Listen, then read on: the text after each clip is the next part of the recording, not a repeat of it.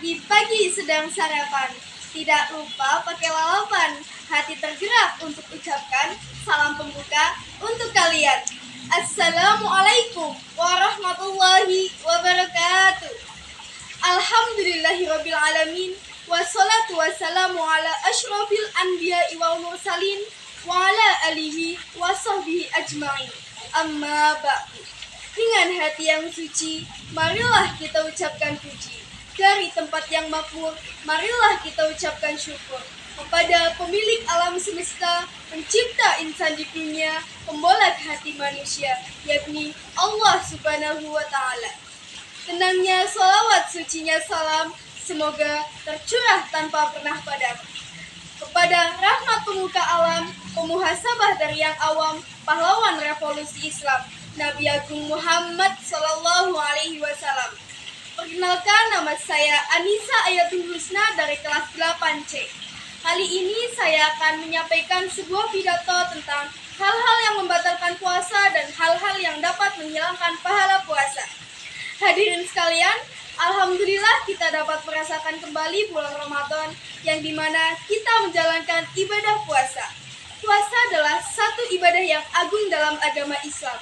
Setiap tahunnya, umat muslim di seluruh dunia menjalankan ibadah puasa dengan penuh kesungguhan dan keikhlasan.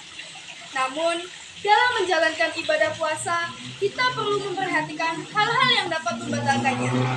Al-Quran Surat Al-Baqarah, Allah berfirman,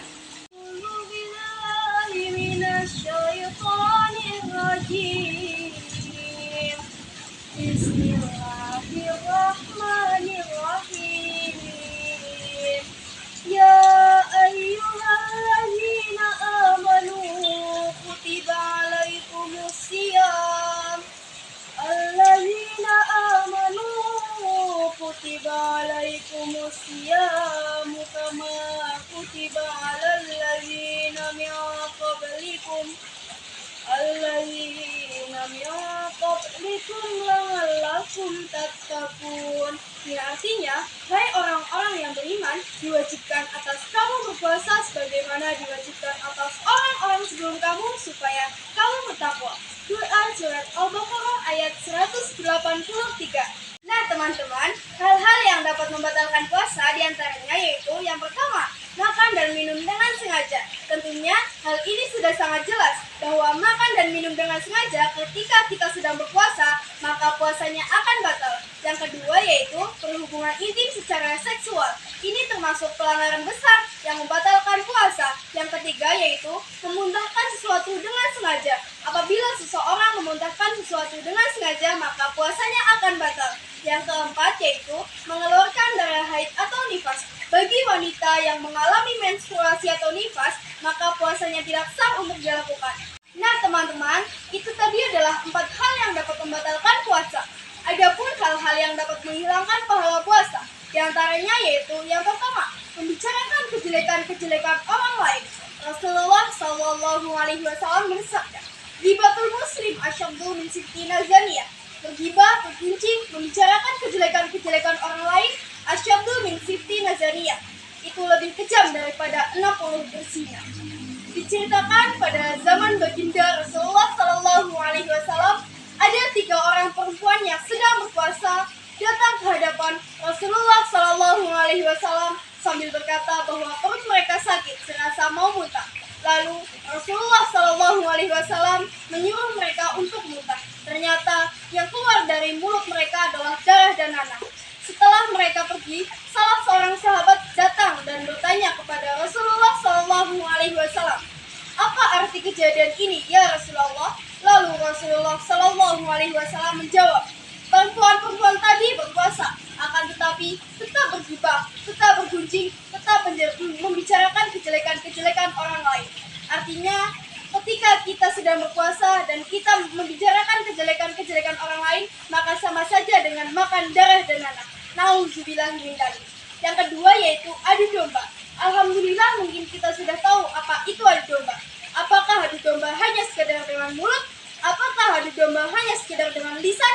Dan apakah adu domba hanya sekedar dengan lidah?